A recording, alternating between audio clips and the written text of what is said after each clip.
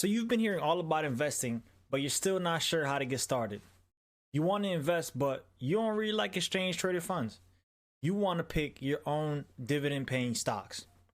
Well, you're in luck, because in this video, I'll teach you my favorite way of finding high quality dividend stocks to add to your portfolio.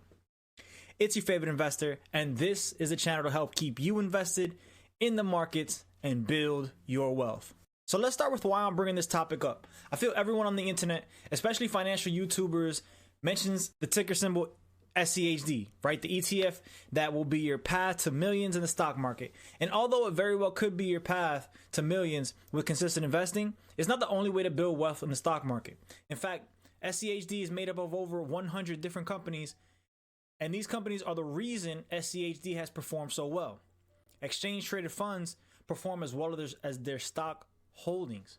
Meaning, if we want to find our dividend paying stocks, we can look at the physical holdings of these funds to find our companies. Listen, the men and women on Wall Street have these companies in their top 10 holdings because they believe those companies will be strong performers. They make these ETFs based on their evaluations of these companies. So all of these 100 companies that are in this ETF have some kind of backing by the people that have put them into these funds. So these funds provide a blueprint to selecting the best of the best. However, it also has to be said that past performance is not a guarantee of future results. So selecting these individual stocks does come with higher risk. Selecting individual companies expose you to the higher risk of that company underperforming and thus your portfolio not achieving the desired results. Remember, with higher risk, the reward is also much greater when things go well. With all that being said, you still want to invest in individual stocks, right? I don't blame you. Take a company like Broadcom, ticker symbol AVGO. This company makes up 4% of the dividend ETF SCHD. Broadcom boasts a share price performance of 225% over the last 10 years and a dividend growth rate of 37% over that same time span. Now, this is absolutely incredible growth. I actually had to do a double take at these numbers because they were that crazy. So you can see this combination of share price appreciation and dividend growth is incredible and may lead some investors to take larger positions in Broadcom to see this type of growth. This is the type of growth that you won't see in SCHD, but you will get out of one of its core holdings. Now, some of you guys are probably wondering, how did I find this stock? Well, you can use your favorite investing website. I like Seeking Alpha, but Yahoo Finance or your brokerage works too.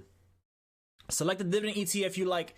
This can be any of the ones mentioned in the previous video where I showed you guys 5 dividend ETFs you can invest in. However, for this example, we're going to use ticker symbol SCHD.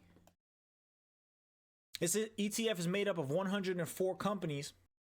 And although you can go through all of them, we're just going to use the top 10. And the reason I like to use the top 10 is because in this particular ETF, the top 10 makes up 40% of the holdings, meaning that when any of these stocks move, they have a more likely impact to affect the share price of SCHD.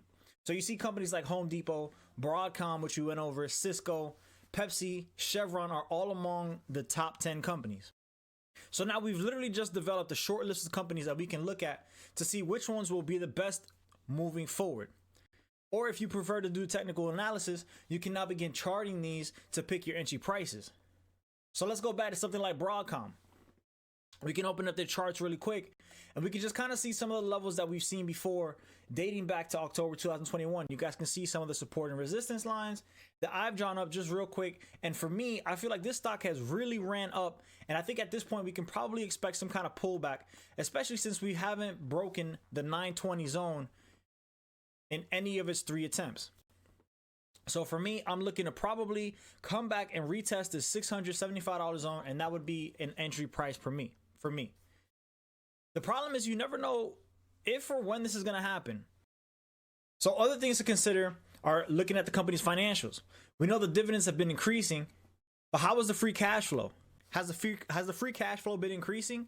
We can see right now that over the trailing 12 months, they have $17 billion in free cash flow. That's incredible. Is the company making more? We can go and look at the income statement and see that the revenues have been increasing, $35 billion over the trailing 12 months. How financially stable is the company?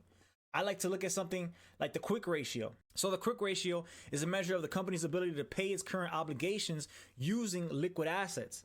The higher the quick ratio, the better the company's health. So a number above 1 indicates the company has more liquid assets to cover its debt, shouldn't need to pay them off today.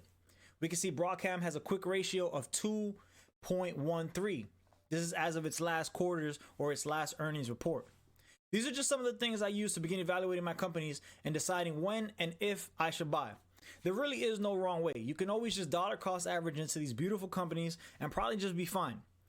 Listen, if you made it this far in the video, I hope you got some value from it. And be sure to check out thebestdividendcalculator.com so you can start putting together your plan to build wealth.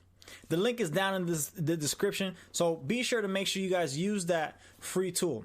As always, thank you guys for watching. Be sure to hit the like button and subscribe for more financial content. It's your favorite investor, and I'll catch you on the next one.